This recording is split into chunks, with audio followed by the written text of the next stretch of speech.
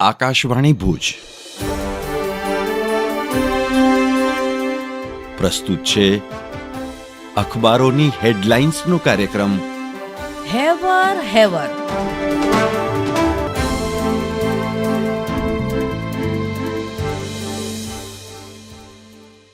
નમસ્કાર, હું મનોજ સોની. સંદેશના છેલ્લા પાને સમાચાર છે. सीने में जलन, आंखों में तूफान सा क्यों है, इस शहर में हर शख्स परेशान सा क्यों है. टेट टाट पास उम्मीदवारों गांधीनगરમાં આંદોલન. નોકરી માંગતા ટેટ ટાટ પાસ ઉમેદવારોને પોલીસે રાજમાર્ગ ઉપર ઢસડ્યા. સરકાર સામે વિરોધનો મંગળવાર. સચિવાલયમાં પ્રવેશને અભિમન્યુના કોઠા સમાન કરી દેવાયો. જાણે દુશ્મન હોય એમ પોલીસે બેરહેમીથી ઢોરની જેમ મહિલા ઉમેદવારોને ઢસડતા આક્રોશ. ગાંધીનગરમાં હલ્લા બોલ. શિક્ષકોની કાયમી ભરતી ન થાય ત્યાં સુધી આંદોલનનું એલાન. રાજ્યમાં ન્યાયનો પોકાર. વડોદરામાં અનામત રદ કરતા યુનિવર્સિટીની સામે વિરોધ પ્રદર્શન. જૂનાગઢમાં દલિતો. રાજકોટ અગ્નિકાંડમાં આપ્તજન ગુમાવનારાઓ રસ્તા ઉપર ઉતર્યા. હું જયેશ રાવલ. કચ્છ મિત્રના પહેલા પાને 8 કોલમની હેડલાઇન છે, નીટમાં ગેરરીતિ મુદ્દે સુપ્રીમનું કડક વલણ. 0.001% ગરબડ હોય તો પણ પગલાં લો. એનટીએ કેન્દ્રનો જવાબ માંગીને કહ્યું, ચેડા કરી કોઈ ડોક્ટર બને એ બહુ ખોટું. કચ્છ મિત્રના પહેલા પાને બીજી એક હેડલાઇન છે, મહારાજ ફિલ્મ પર મનાઈ હુકમ. આજે વધુ દલીલો. ગુજરાત હાઈકોર્ટ દ્વારા સુનાવણી આગળ ધપાવાશે. નેટફ્લિક્સ, યશરાજ ફિલ્મ વતી એડવોકેટ્સ અને ફરિયાદના વકીલની દલીલો. હું ચિત્રા ચૌધરી. નીટના સમાચાર દિવ્ય ભાસ્કરે પણ લીધા છે. સુપ્રીમ કોર્ટે કહ્યું, તમારી સારવાર કરનાર સિસ્ટમની ખામીનો લાભ લઈને ડોક્ટર બન્યો હોય તો. નીટના મુદ્દે સુપ્રીમ કોર્ટે એનટીએને કહ્યું, 0.001%ની પણ ગેરરીતિ થઈ હોય તો સ્વીકારો અને સુધારો. નીટ બીજી વાર યોજવી હોય તો 4 થી 5 સપ્તાહમાં પરીક્ષા અને પરિણામ બંને શક્ય. કાઉન્સેલિંગમાં 1 મહિનો મોડું થાય તો પણ સત્ર સમયસર પૂરું થઈ શકે છે.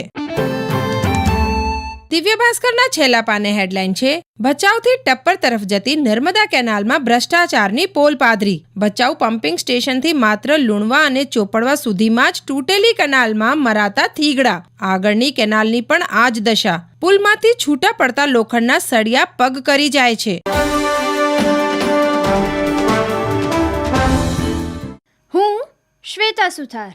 ગુજરાત સમાચારની કચ્છ આવૃત્તિમાં સમાચાર છે કે પતિના અવસાન બાદ 5 બાળકોની જવાબદારીના વહન સાથે મહિલા ખેડૂતે પ્રાકૃતિક ખેતી કરીને ડ્રેગન ફ્રૂટનું ઉચ્ચ ગુણવત્તાયુક્ત ઉત્પાદન મેળવ્યું.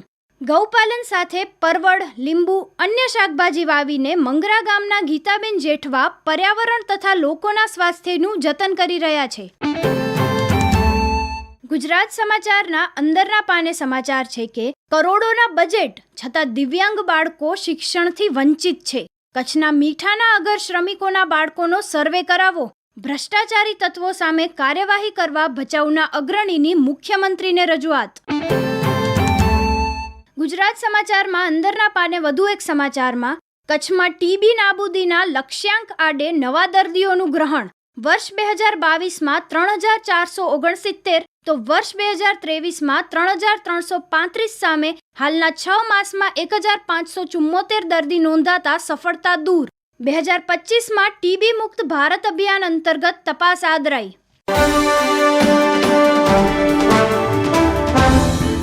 હું પિંકી ઉપાધ્યાય. સાંધ્ય દૈનિક કચ્છ ઉદયની હેડલાઇન્સ છે, બાળકોની સુરક્ષા માટે રાજ્ય સરકાર ચિંતિત. શાળામાં ફાયર સેફટી, રિક્ષા, વેન ચાલકોના વિષયો મુદ્દે ગુજરાત સરકારના પ્રવક્તા મંત્રી શ્રી ઋષિકેશ પટેલે આપ્યું નિવેદન. બાળકોની સુરક્ષા સરકારની સર્વોચ્ચ પ્રાથમિકતા છે. શાળાઓમાં ફાયર સેફટી અંગે સરકાર ચિંતિત છે. બાળકોના હિત માટે સરકાર સતત વિચારી રહી છે અને જ્યાં જે જરૂરી લાગશે તે નિયમોમાં ફેરફાર કરવાની દિશામાં સરકાર સતત સક્રિય જ છે. બાળકો, વાહન ચાલકો, વાલીઓના હિતને ધ્યાને રાખી ત્વરિત જ સમાધાનકારી વલણ અપનાવાશે.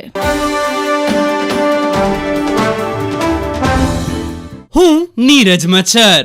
ઇન્ડિયા ટુડેના સમાચાર. આંતરરાષ્ટ્રીય મહિલા ક્રિકેટમાં ઇતિહાસ રચનાર પ્રથમ મહિલા સ્મૃતિ મંધાના. બેંગલુરુમાં રવિવારે જ્યારે ભારત અને દક્ષિણ આફ્રિકા પ્રથમ વનડેમાં સામસામે હતા ત્યારે સ્મૃતિ મંધાનાએ બનાવ્યો વર્લ્ડ રેકોર્ડ. મંધાના આંતરરાષ્ટ્રીય ક્રિકેટમાં 7,000 રન પૂરા કરનારી સૌથી નાની ઉંમરની બેટ્સમેન બની. 27 વર્ષ અને 334 દિવસની ઉંમરે આ સીમાચિહ્ન હાંસલ કર્યું. મંધાનાએ સુપ્રસિદ્ધ મેગ લેનિંગને પાછળ છોડી દીધી, જેણે 29 વર્ષ અને 13 દિવસની ઉંમરે આ માઇલસ્ટોન હાંસલ કર્યો હતો.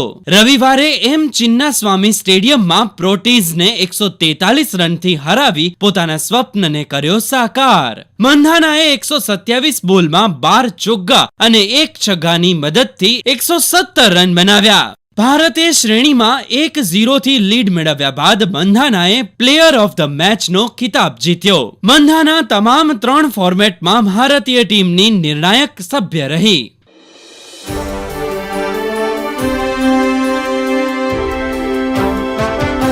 અખબારોની હેડલાઇન્સનો કાર્યક્રમ હેવર હેવર.